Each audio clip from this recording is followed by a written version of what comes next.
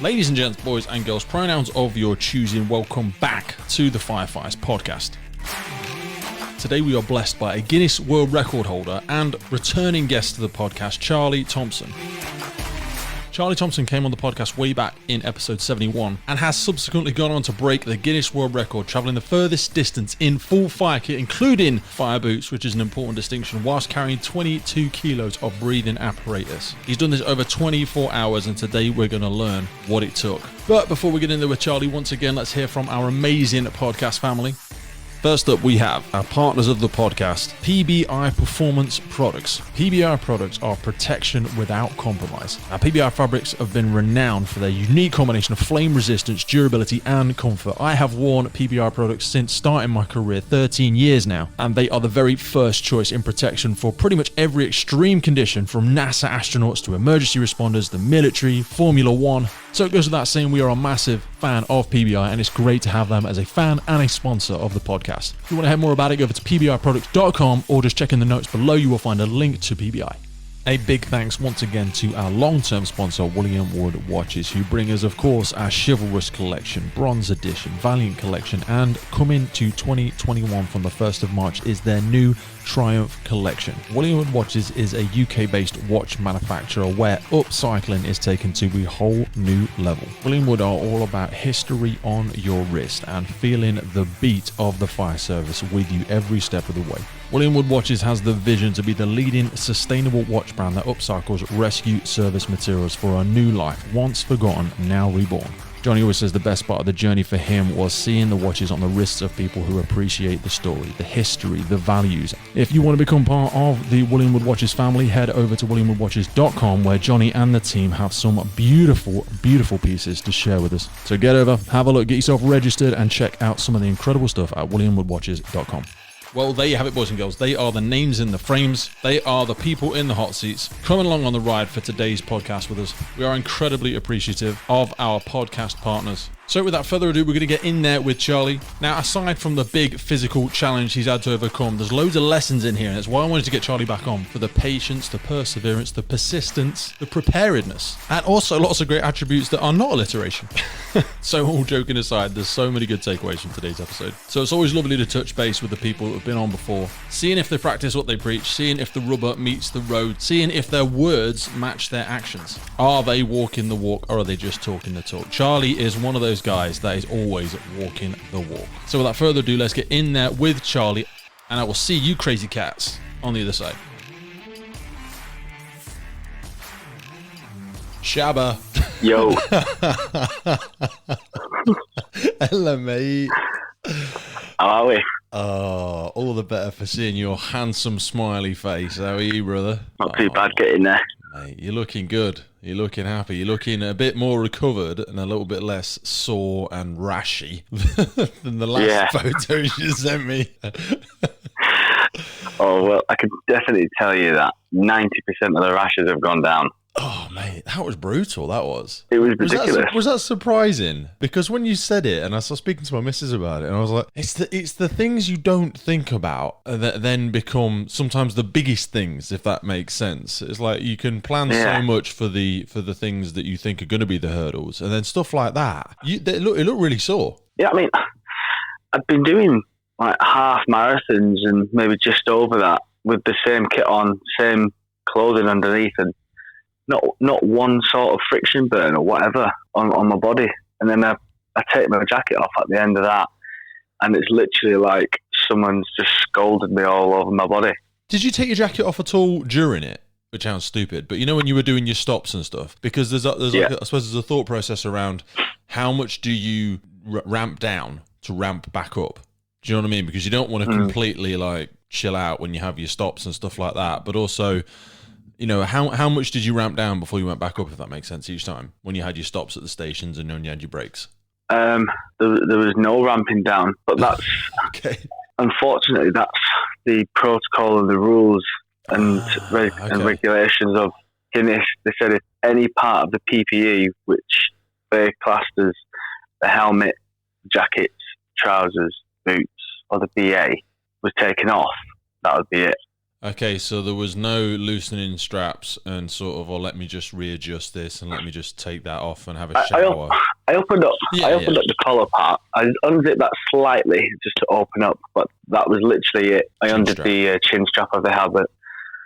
So other than that, you were no real knowing. Is it a little bit like one of them feelings like you're not sure if you're bleeding or if you've pissed yourself? Sometimes you get that feeling, when something's wrong, you're like, I'm not sure what I'm feeling, but it's a feeling of some form. I'm not sure if I'm really sweaty or if I pooed myself. And you're a little bit like that. Well, getting to like the 30 mile mark, I knew I was like having major chafage. And it got to a point where I was thinking, is that sweat or am I chafing that much? It's blood. Is it blood now? Yeah.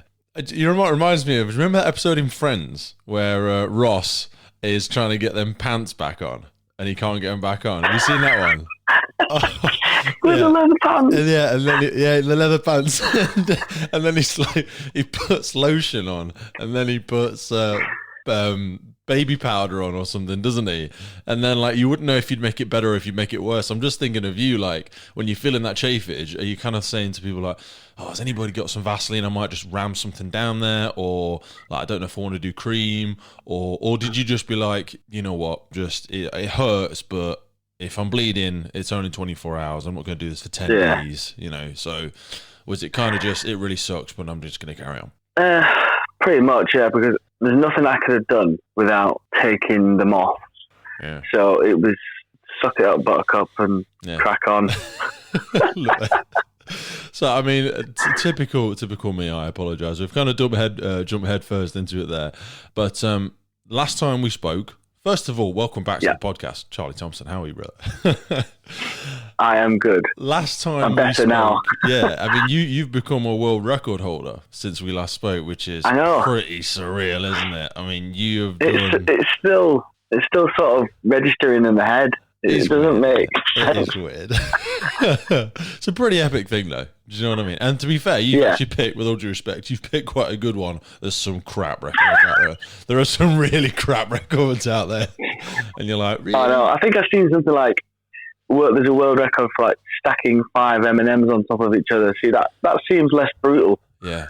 There was one, I spoke to a guy the other day, and he did a 24-hour rugby game. I think he's done a few of them. I think a mutual friend of ours to do with the Firefighters charity. And he said they did the whole thing, but one of the cameras hadn't worked or something like that. So when they came to the end of the challenge, they realised they had to do it all again. So they had to do a whole nother 24-hour rugby game. And they did it like a week later or something like that. And then he said, like 2 days after they'd finished their challenge, he was at some Sunday rugby game, and a bunch of kids broke the Guinness World Record for the number of passes in a minute. And he said it took them like a minute, obviously. And he was like, it was so ridiculous. They're going to get into Guinness World Records, and there's like a bunch of 10-year-olds. And he found it really hard to sort of support them because he'd just done 48 hours worth of rugby. And yeah, this is a thing. Not all records are born equal, but if people live on Mars and they are unfamiliar with the heroic attempt that you have now completed, some were probably apprehensive and some maybe didn't think you were going to do it, but you have nailed it and there's video proof and everything. Yeah. What did you do? Well, it was down as the greatest distance covered in full Firefighter kit within 24 hours. Boom.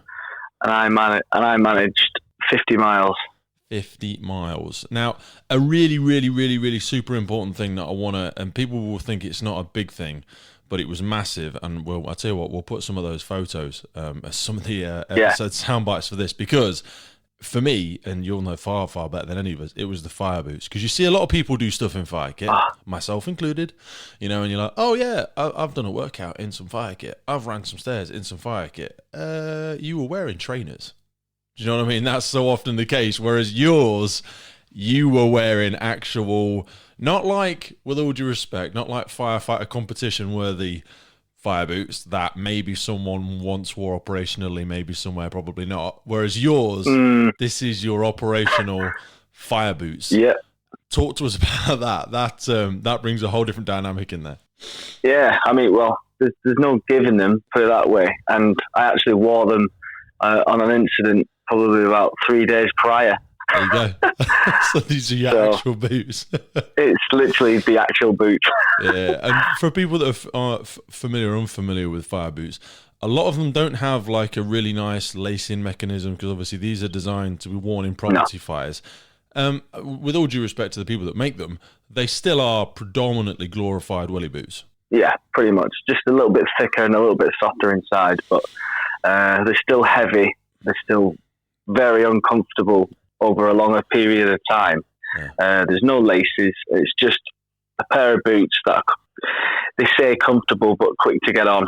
Yes, I was about to say, the idea is they're not super snug, because they're quick to get on and quick to get off, and they allow a lot of freedom of movement, which is good because it allows a bit of an air pocket when you're inside a fire, and your feet don't get as hot versus if you had a tight leather boot on, your feet would heat up really, really fast. But the downside of that is when your foot is constantly moving around, when you ever find yourself trying to run or certainly trying to walk over a long distance, they're just flapping and flopping around. And when you sent me the photos of your feet, I thought initially it was like loads and loads of sweat. I mean, they looked funky as hell anyway, but you had there was one blister.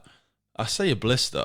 It was I bet it was 70% of the bottom of your foot, at least. We're gonna put the photo in here. It looks like you've been swimming for about 3 days, but that is one massive blister. That looked emotional, to be honest. Well, it felt it as well. I mean, the one on the heel that pretty much covered the entire heel. That wasn't so much the most painful one. It was the one that covered pretty much all of the toes, and then there was a part of it which is in between, like the big toe and the next toe, and that was on both feet. And around, where was I on that one? Snakes Pass, going through the North Peak District. Both of those on each foot popped at the same time. Literally, I was just going over a tiny slight gradient in the ground. Did you feel and it? They both popped. Oh yeah, it was like I stood on nails. Oh shit! Now, this is kind of like, because for a lot of things like this, you want to try and preempt the failure, or not the failure, but you want to try and preempt the walls and preempt the barriers and go, all right, how am I going to navigate through them? How am I going to this? How am I going to that? You were always going to get blisters. Do you know what I mean? You were always going to get them. Yeah. Was there an aspect of limiting how much training you had to do for it? Because even in the training, you were going to pick up blisters. You were doing a lot of miles, you were doing a lot of stuff on the treadmill and stuff like that. Did you go into it with any blisters? Because you must have thought, I know I'm going to get them at some point, and there's only so much, wearing pads and extra pair of socks and all this sort of stuff. How did the training, I know we spoke about it a little bit before, but how did the training go for it? Were you struggling with blisters already? Well, the aim was to get the blisters at the start of training. Okay.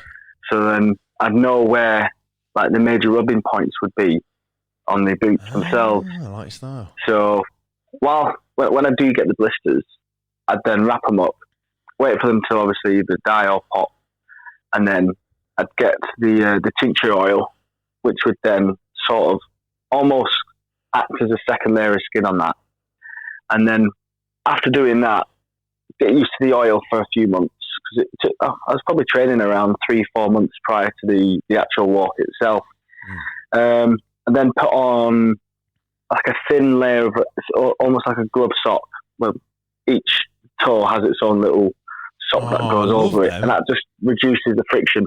Yeah, they're a great shout. I used to have a pair of them when I was a kid. Have you seen the shoe versions of them? I know we get a bit off. Yeah, have you ever had a pair? I think they're called. Yeah, I've never tried a pair. I really want some. I don't know if I want to. I feel like I do. But I actually fractured my foot about 3 weeks ago, and I'm pretty confident he's still bloody playing issues with it now. I was walking in the Lake District, and I went over a really, really pointy rock, unsurprisingly, in a slate mine, and I heard a big crack. And I thought that's too loud for it to be my foot. It really bloody hurt. Really, really hurt. But I thought that's too loud to be my foot. I'm pretty sure I just cracked the stone because I'm a big, heavy guy or whatever. And then for like the last 3 weeks, it's just been grinding me. So I went and got it x-rayed. It's just a little hairline fracture, but literally where the bottom of my sole of my shoe had just flexed around it and too much pressure through a tiny little point. And I'd cracked it. And that's the kind of thing, to get off on tangent, is the thing that puts me off shoes like that, because they're like, you wear them instead of normal shoes, you can do them in any terrain. Yeah. That does not going to provide the sole of my foot much platform, if you know what I mean. And I get that it would probably make my foot a bit stronger over time, but going over terrain like what you were going over, you know, lots of roads, lots of hills, lots of rocks, I don't think that sort of thing's going to work, is all I'm thinking. But they look bloody cool. You know, if you're a BJJ fighter, or you know, you do a lot of indoor stuff or a lot of rock climbing, I bet they're a right scream. But they're probably not going to be the day-to-day. Now, becoming a world record holder, pretty intense. We've done 50 miles, but you weren't alone. You did have some pretty incredible people join you along. Some amazing guys and girls. And I was looking at your lives and I was looking at all that sort of stuff. And I know we haven't got time to sort of shout everybody out, but was there anybody that came along and surprised you? And was there any kind of memories from it where you thought, you know what, if I hadn't had that person with me at that moment, that would have been a bit of a ball breaker? Yeah, there's a couple actually. Now I know he got in contact with us about a month prior for support, and that was Bradley Skeet, the British boxer. And he turned up at where was it? Stocksbridge Fire Station. So that was a bit of a surprise, and he actually walked about 4 or 5 miles with us. Oh, bless him! So nice. So that was a massive surprise.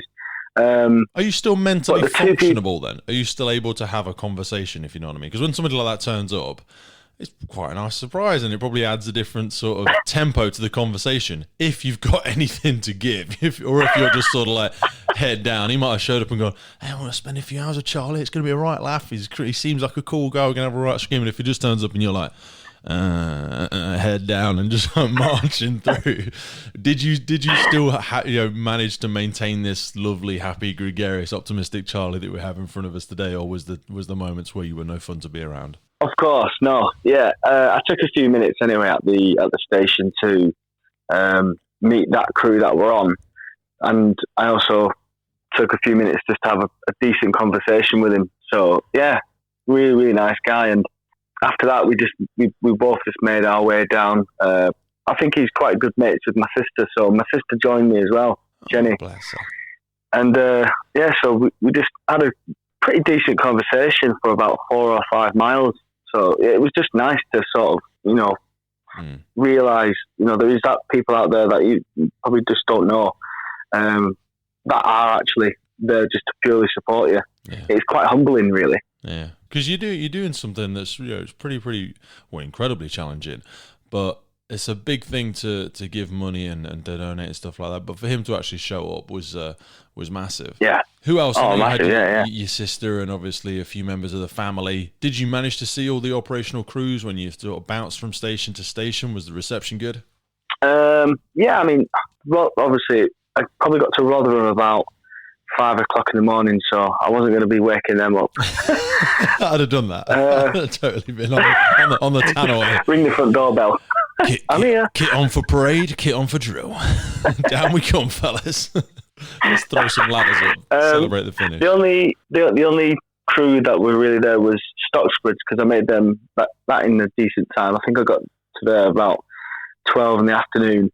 So they were actually there outside on the truck with the lights on, waiting for us, brought us some water, so that was really nice of them. And Stockport, actually, when I got there, they weren't there. They'd literally just been called out to a hazmat job, but I stayed there anyway because that's where my finishing point was at that time. Yeah. And I just waited there. They had some, what was it now? I think it was like Thai green chicken curry waiting for us. Good lads. I thought you were going to on the ball. You get to every station and some idiot, like, with all due respect, they'd all have cakes ready or something stupid like that, and you'd be like, that's lovely, but seriously, not when you wanted to be snacking down. I did actually write down nutrition. I wanted to ask you, how did you plan for that? What was your thought process? What did you eat running up to it and during the challenge? Well, this is going to sound quite strange seeing as though it was 22 hours and 20 odd minutes. The whole trip round, I was having either wine gums or gummy bears, and I think I went through maybe 2 chicken and salad wraps. That was it. Really? Chicken and salad wraps. I didn't want anything too stodgy. Yeah.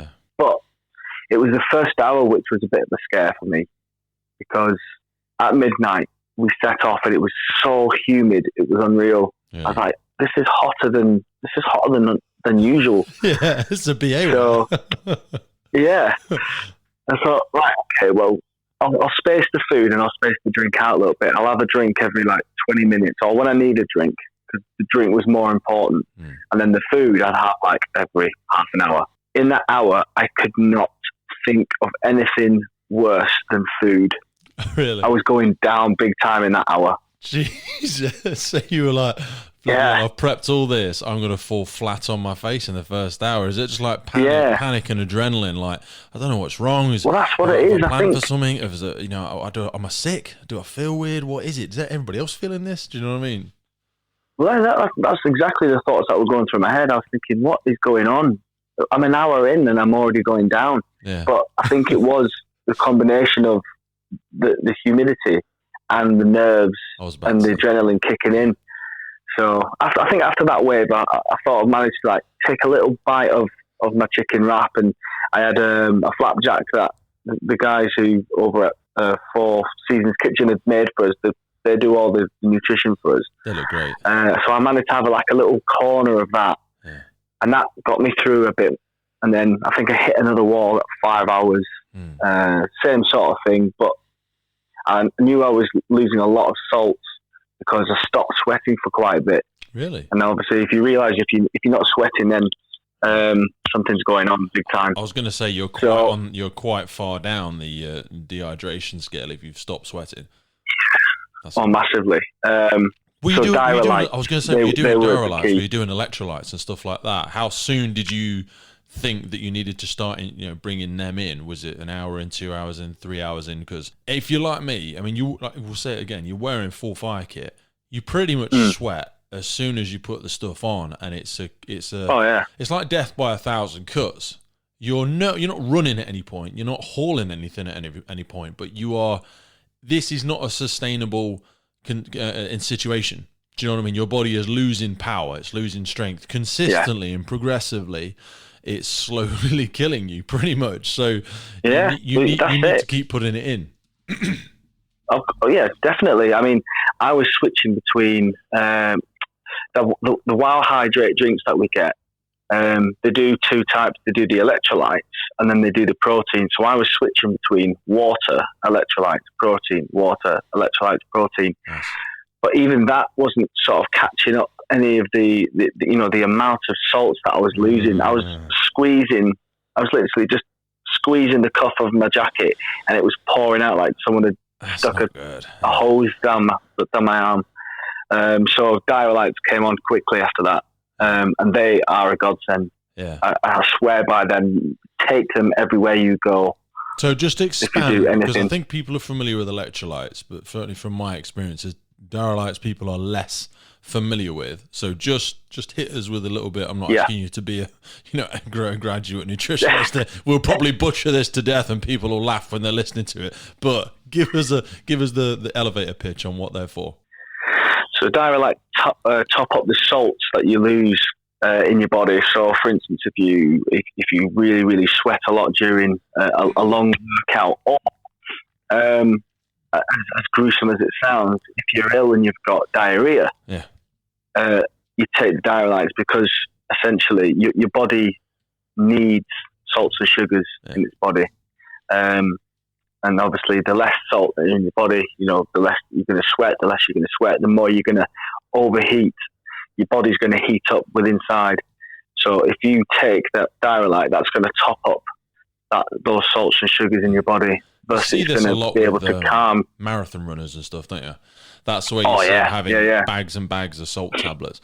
Boring, sad bit of personal trainer information. Do you know the old saying, a man is worth his salt? Yeah. That's where that comes from. So back in the Roman days, when, similar to yourself, comparing you to Roman gods here, they used to march the empire, because they would go, all the soldiers and the warriors and stuff would march for miles and miles carrying all of their gear. And it wasn't necessarily that they weren't getting fed enough or they didn't have access to fresh water, but they weren't getting enough salts and they were getting sick. So salt being the magic mineral, the amount of massive array of minerals that are in, great salts. So they would pay a man in salt. They wouldn't necessarily pay them in any of the, because it's a bit like, something's worth of whatever you say it is. So gold, shillings, animals, you could pay people in whatever you wanted to. And at times, these soldiers would get paid in salt. And that's where the phrase came from. A man is worth his salt. Because that was the thing. They'd be sweating constantly and they'd get there and they'd just be weak. It wouldn't be weak because they hadn't eaten enough. They wouldn't be weak because they hadn't drank enough. They realised they weren't getting their salts. And that's kind of where the whole thing originated for. So we've got, I love what you said about sort of not being too overburdened in having too much food as well, because you kind of want to keep bouncing off that red line. I mean, you can't live off wine gums, but you're burning energy so fast that having something that is going to take up a lot of blood for 4 or 5 hours worth of digestion first is going to be a little bit of a waste of time, because you actually might go down before that stuff has made it into your system. So you're constantly taking on fast sugars. What did you eat before it? Do you know what? I can't remember. I think I just had one of my prep meals. I think it was something like a spag bol. I didn't really eat much, like a few hours beforehand. Yeah. I had a brew and a big bottle of lemon water. Yeah. It's got the lemons inside. Love it. I just drank as much of that as possible. But yeah, I think I had just like a spag bol, and then just left it at that. Yeah. Lots of water. Did you ever think about not doing it any of the days running up to it? No, that was, to me, that was never an option. Yeah. Once I set my mind on it, that was it. It was going to be done. And if it was going to be done in pain, then it was going to be done in pain. But it was never an option in my head. As soon as I feel or think, oh, I'm not going to do it, then I feel that seed's then going to grow in the back of your mind if you allow it. Yeah. If you don't allow it in your head, then it's never going to be an option. So therefore, the only way of doing it is just to get it done. So you've got 24 hours to get it done. Don't bring it in that realm of possibility. It's not even one of the doors that's sort of open for availability. You never thought about, because it wouldn't make you a lesser person if you hadn't have done it. There's a lot of people out there that just get so scared. You hear about boxers that can't come out of the locker room, and they're the odds-on favourite. Everyone thinks they're going to win. They've had amazing training. They've had a great camp. They're a fantastic fighter, but it's just the pressure of the event. It's just having everybody there. I mean, think back to David Goggins when he did his first pull-up challenge, and he'd put it on national TV. Millions and millions of people had seen it, and they were filming it in the studio. And I think he only made it. I don't know what it was. I think he did like 1,000 pull-ups, which is still incredible, but it was about 1,400 pull-ups short of what he needed to do, and it just completely blew out. He was just scrambling. He sent people out to go and get cheeseburgers and stuff because he just felt himself, a little bit like when you were saying there in your first hour, just felt himself going down. Something just wasn't right, and there was too much lighting, there was too much energy, there was too much anticipation. And similar to yourself, you've spoken to a lot of people, you've come on podcasts and all this sort of stuff. You could physically do it, but the mental game, how much of it was a mental game for you? Quite a lot, really. I mean, I'd say a good 90% of it. Yeah. For me, it was like, especially, I'll always revert back to the hardest hour, which was that first hour. For me, I was really worried, thinking, I'm an hour in here and my body is going down. But I tried to use those negative thoughts as fuel. Yeah. Thinking, come on, there's a reason why you're doing this. Yeah. You've done things which are just as hard, well, maybe not as long, but just as hard. You've gone further than this on a training day. Yeah. And you felt fine. So I tried to use, especially I had Fran's mouth in my ear all the time saying, "Come on, get a grip," which is what I needed. I just needed that little mental boost. I was going to say, did you have anybody? Who did you share it with at that point? Were you speaking these thoughts aloud? Were you saying to people, "Look, I'm not sure what I'm feeling here. Was this a battle you were having internally, or were you talking to the people with you?" Both, really, both. In that hour, Chess, obviously my wife, she was with me, and she was like, "Charlie, get a grip," which is exactly what I needed for her to say. Yeah. And even I was going, What are you doing? Come on, you're an hour in. Yeah, it's hot, but just get a grip. But like I said, it was the adrenaline, and I don't usually get that adrenaline when I'm doing the training. No. And she was saying, "Listen, there's a greater reason why you're doing this. So keep that in the back of your mind." And the adrenaline came down. I started to feel a little bit better. I managed to even stomach a little bit of chicken wrap. And that actually made me feel miles better as well. Yeah. I think it was just a combination of all that put together with that massive part of your mind saying, either you get a grip or this is going to be this is going to be embarrassing. Yeah, and that's it, isn't it? There's a massive amount of social accountability that can most often, ideally help people rise to the event, but we forget how much energy is taken away from that mental capability. I mean, that they hook people up to all sorts of machines and they measure problem solving, how much energy your body uses problem solving, and then they measure things like waiting in a line for a roller coaster, and how much energy people burn waiting in line for a roller coaster because of the nerves, because of that anticipation. Your mind absolutely sucks energy, and when people are nervous and people are scared, that's why. And I love how you articulate it in that way, because it's so important for people to appreciate that. If you don't prepare for that mental side of it, and I suppose indirectly you've done a lot of mental prep, because like you say, you've done a lot of challenging stuff in the past. You're very well acquainted with suffering and in the gym and out there on the tracks and the field and all that sort of stuff. So yeah. You've done a lot of mental conditioning, probably accidentally in the past, but you really can thrash through a lot of energy. But you say sort of that second or third hour, you felt like you started to get into a bit of a flow. Yeah. So once I'd sort of got a grip of myself mentally, the nerves started to come down. I was feeling miles better. I could actually think about, okay, maybe I can start having a bit of food here. Yeah. And as soon as that happened, because I love my food. If I don't think about food, then there's something wrong. I started getting into flow, and I was walking fine. My speed went back up again. I think it dropped down to something like 1.7, 1.8 miles an hour. And then after I went past that flow, it flew straight back up to like 2.7, 2.8, which is where I wanted to be. I was going to say, did you what was your pacing in mind? What did you need to be at for your pacing? I wanted to be around that 2.7 to 3 mile an hour.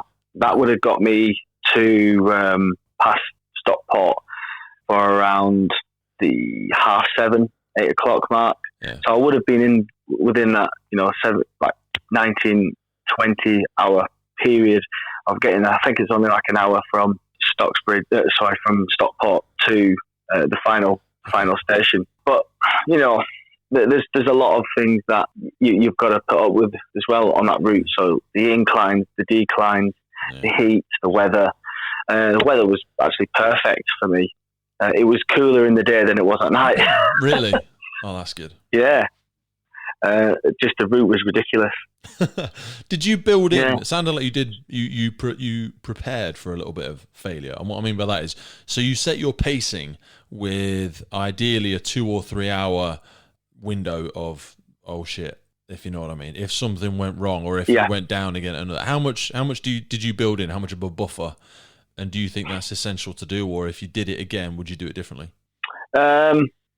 I originally wanted that 2-3 hour buffer at the end, because if I slowed down enough, or if something would have happened, I would have still been able to make up that time.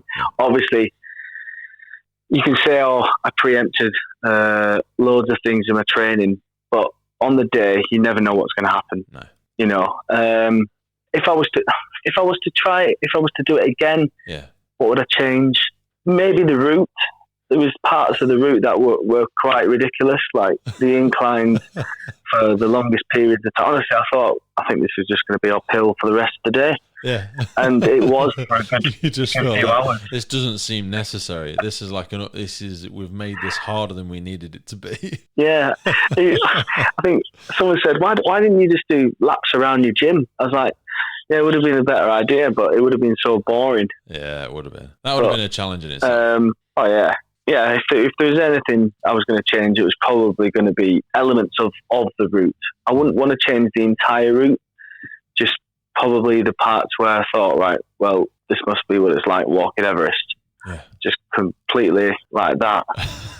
Just near enough vertical. Honestly, the speed dropped right down to about 1.5 in some points, just because of the inclines. Yeah. And but it's done now, and if it was going to be done again, then yeah, do the route I did. I was going to say, do you think there is some? We're not necessarily. I don't want to encourage anybody to go out tomorrow and smash your record, but do you think there's windows for if you'd have done it differently? Do you think there's a bit more in the tank for you personally? Yeah, I think so. Yeah, definitely. Cool. I think you've got to think like that. I mean, there's always room for improvement.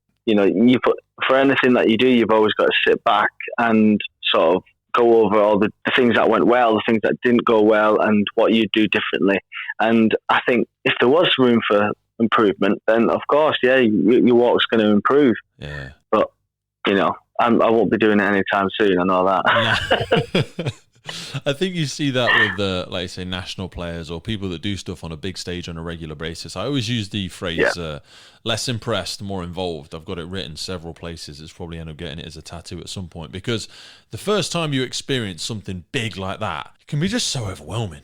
Do you know what I mean? The nerves, it's so daunting, so daunting. And even if, like, I've played in games against national and international level players at certain fields and stuff like that, and sometimes you meet these people and you're like, holy shit, this person's amazing and I'm going to play against them. Or, you meet somebody and you're just even sharing a conference with them or something like that, and you're so impressed that you don't give the best version of yourself, because the moment steals some of that from you.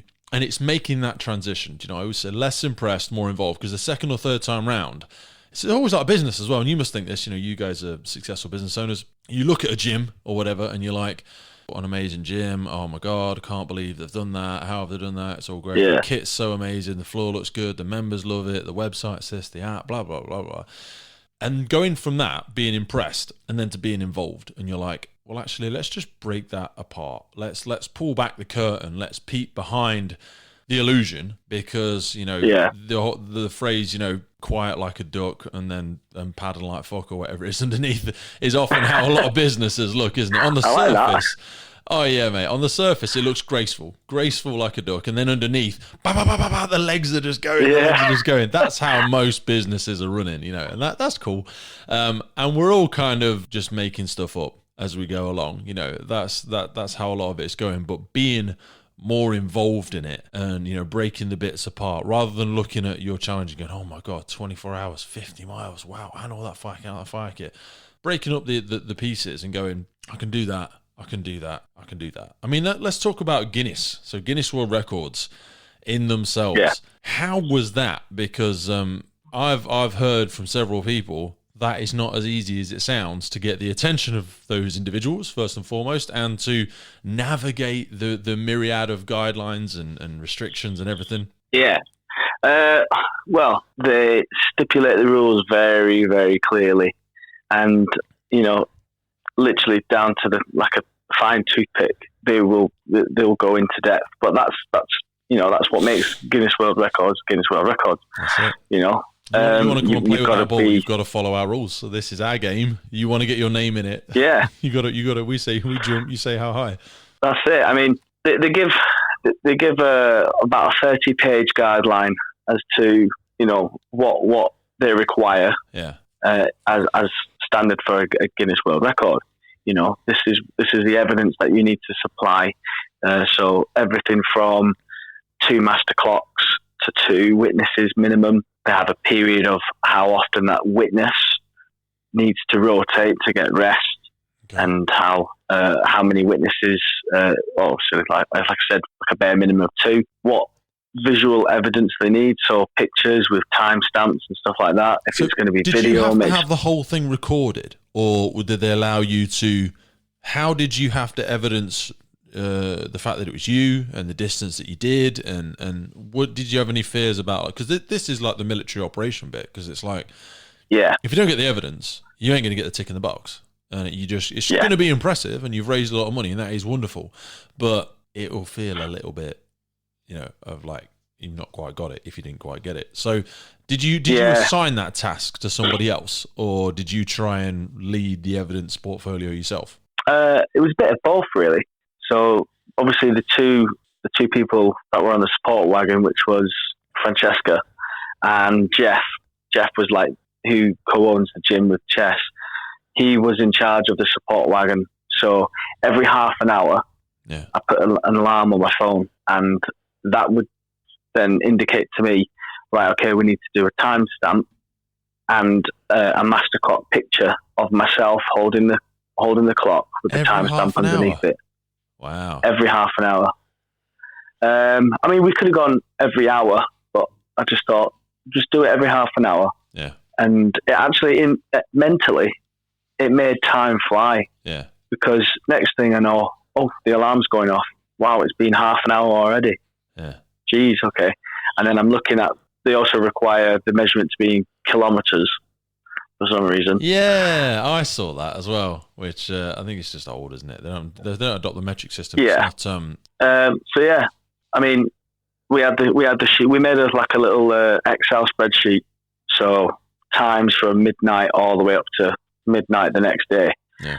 So every half an hour, I put the time, the distance, and the location, which is the northings and eastings, which is why they needed the timestamp. And it would sort of correlate, the picture would correlate with the distance that you've done on the map as well. And on the map, it would have the pre-route anyway plotted in. So that's the sort of evidence that they're after. They just said, as long as you can provide that visual evidence and obviously the witness statements from your 2 witnesses. Yeah, what did they have to write then? How elaborate did that need to be? It's weird. It's not really that elaborate. It's just to say, I witnessed Charlie do such thing at such a time. My rest period was this. My working activity period was this. Giving the times and the dates and stuff like that. So as long as they had those statements in, and then your cover letter as to what you were doing, where you were going, the routes you were going, that was pretty much what Guinness was after. But as long as they had it all, which matched and married everything, they were happy with it. Yeah. So and then it's just a 12-week wait. 12 weeks. And are we still in that phase now? Yeah. Yeah. So you've submitted everything. How long ago did you submit it? Not so long ago, to be honest, because of with the technical issues that we had to try and sort of get everything married up somehow. So I was going through the little information data stuff that you get in your pictures. Oh, it gives you a time and location on that. So yeah, we had to fall back on that sort of thing. Yeah. But yeah, I think confident. Good. So we should see. I got in touch with them a few days ago actually, and they came back and says, "Listen, don't panic. As long as you can show us some sort of evidence that you've done it, then it will be acceptable." So did you contact them via email? Fingers crossed. Or phone. It's almost, it's like if you go on your profile on the actual Guinness World Records website. Yeah. They've got a contact little box that you put in, like a comments box. Yeah. You fire a message off to them and they'll get back to you 12 days later. Nice. So, and I think I'm bad at getting thanks for waiting 12 days. I only asked one question. Now, obviously, I'm selfishly asking all of this because I'm tomorrow I start my official training for the 24-hour vehicle pull world record. Inspired partially by yourself, mate. And a whole bunch of other guests. We've done stuff in the past. Last year we pulled an ambulance, raised $5,500 or whatever it was for the NHS, and I see people like you, and I see people, out there, some incredible beasts, really putting themselves to it, and I just got that itch. I've got that buzz. I want to. Mate, I'm buzzing for you. I'm excited. Put your money where your mouth is, and get in the ring with yourself, mate, because it's incredible. What you've done is awesome. I think people that can should, but now that I'm even just talking to you about it here now, I'm feeling that itch, and I'm feeling that nervousness. To be honest with you, nervousness that I haven't had in years. I haven't had that since I was competing. Even to be honest, even the British Firefighter Challenge stuff, as cool as that was, won gold in that, whatever it was 2 years ago. It didn't feel as nerve-wracking because there was no massive accountability. Something like this, and that's why I admire people like you. You're the only person doing it. Yes, there's a massive team behind you, but it really is all on you. So, I'm starting this training now. I'm giving myself sort of a 10-month window to get people and partners and companies that can donate, and also just to get the miles under my belt and actually put a little bit of weight on. So I need to pull a 1.5 ton vehicle for 24 hours. And the guy that currently holds the record is some sort of Yugoslavian blooming Terminator, basically. He's had, honestly, I think he's actually partially funded or completely funded by the government. So he's pulled trains that he's had like completely wrapped and designed for him, that have got, so there's a lot of money going into something here. And he's pulled aeroplanes. Because that's fair, isn't it? I know. That's normal. I think he had I think they closed down a shopping centre for 24 hours, and he pulled the vehicle around the shopping centre, which actually sounds like a great idea. Now I say that because it's flat floor. There's no resistance. There's no effect from the weather.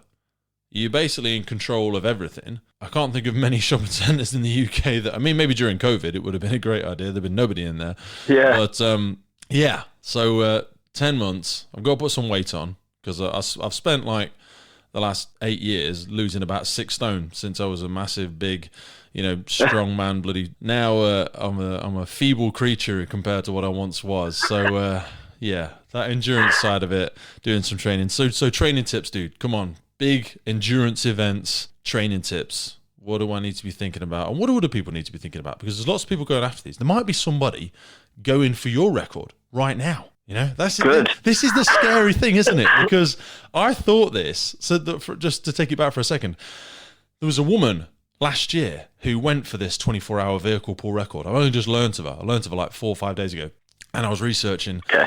And she'd got a local Sitner dealership or something like that to give her a vehicle. She trained for like 6 months. And she, for about 3 weeks before she did it, this Yugoslavian guy did it. And he broke the record by like 10 times. The previous record was like 4 kilometers, and he did 30. I think he did 30 or 33 kilometers. So he just completely blew it out of the water. And this was 3 weeks out from when she was planning to break the other record.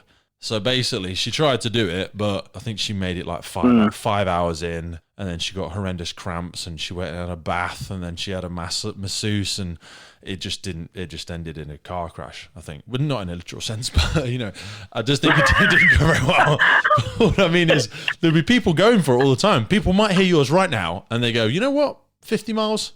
Bet I can smash that. How do you train for it? How would you recommend other people train for it? First of all, smartly. Okay. Really think about, the mental aspect of it. Are you 100% mentally capable of putting yourself in that pressure? And if the answer is yes, then take it step by step. I decided, right, you know what? The start of my walks, I'll just do it in normal kit, normal training gear. I won't go out running marathons or anything like that. Loosen off my body, and then every now and then I'd have the layers on, and then it would be a case of, okay, I've got my fire kit on now, I'll put a Bergen on my back so I can get used to the weight. Now, I started off with a Bergen that's heavier than what the set was. I get on a treadmill, so I'd break in the boots a little bit more. So every now and then I'm just chipping away at the intensity of my training. Yeah. Always maintaining a massive. I've got to have a positive head every time I do my training. I've always got to be thinking come out of the session and think, I've got to do this. I've got it. Yeah. Don't overexert yourself to the point where you're like, you drop into that valley. You know, Jamie Joe Howe is competing in the Mr. Olympias now. And he used to be he's a firefighter from the UK. He owns a gym around here. And he always says, when you're training, you want to dig yourself into a hole, but never dig a hole so deep that you can't climb out of it. Do you know what I mean? You need to be able to climb back out of it to start again. Otherwise, you just get so broken down, it's just not sustainable. So your training, did you ever actually do a 24-hour walk in fire kit prior to the event? Never done that. You never did it? No, so never. What was the longest walk that you did? The longest walk I've ever done? Well, I've done a marathon before. Yeah. But that's literally the furthest distance I've ever done. Yeah. How far was I'm going to say in your kit? Miles. 16 miles. Yeah. That was the furthest walk you did prior to this. And how long did you walk in your kit for prior to doing the event? 5-6 hours. Really? So you'd only done less than a quarter of the distance. And how much did you what was the thought? Because I agree with you, because when people are saying to me, a couple of people that I've got on the team with me have said, look, I need to see you walk, pull a truck for 18 hours for me to have confidence that you're going to do it for 24. I'm like, I'm not going to pull for 18 hours just on a training pool. I said, there's no value to be gained from that. Personally, I don't think. I'm going to work my way up to doing 12-hour training sessions, and then that'll be it. I kind of feel like that's going to be long enough. Do you even think that's too long? I don't know. Well, I looked at it as though if I can get a quarter of the way, then all I need to do is that 4 times. But I broke that. I've got 4 months to do that. Yeah. So I did a quarter of the way, and then I just do that distance again, like later on. So I'll go back down in the distance side of things, and then I'll work my way back up to that distance again. Yeah. So as long as I know I can do that consecutively every couple of weeks, then I was going to be able to do that full distance. So that's what I had in my mindset, and I stuck with that for pretty much the rest of the training gear, the training time. So as long as I knew I could get a quarter of the way, I just thought, right, just do that 4 times. And then I'm happy with that. just basic maths. Yeah, 4 times that, and then I'll be done, won't it? Now, I want to wrap it up, mate. I know the Just Giving page is still open. So you've got this 12-week window before we get the big well done, the big high five, the big celebration, get your name in the book and all that sort of stuff. But what's next for you? What are you thinking? What's tickling your pickle? Honestly, right now, nothing. Just going to crack on with work. Obviously, we're coming really close to the end of the adoption process, so that is massive, I'm just focusing on that now. I'm so, in the least condescending way as possible, I'm so proud of you. We looked into doing adoption, and we looked into respite and stuff like that, and it's a minefield just applying for it. It's like an 18-month thing. Some people it's shorter, but some people it's even longer than that. It takes ages to do it. I think that's absolutely incredible, mate. So you've got good self-awareness. You're giving this time back to the family now, because everybody has to make a lot of sacrifice. People forget, for you to do something like a world record or anything big in your life, start a company, it's never just you. It's a whole team behind you. It's a very patient and understanding partner whilst you're out, walking and marching and filming ourselves and talking on podcasts and all this sort of stuff. Bless them. But no, that's amazing, mate. But thanks for coming on today. We will drop the link for the Just Giving in the notes below. You're an inspiration, brother. I will be messaging you constantly with lots of stupid messages. I'll probably break down in tears to you at some point, thinking I can't do it, and everyone's going to laugh at me. But I really appreciate it, mate. Send so much love to the good lady, and I can't wait to see you soon. I will do. Thank you so much for the time, and 10 months from now, you'll smash it. Can't wait, brother. You'll have it smashed. I'll see you soon. Take it easy. Bye.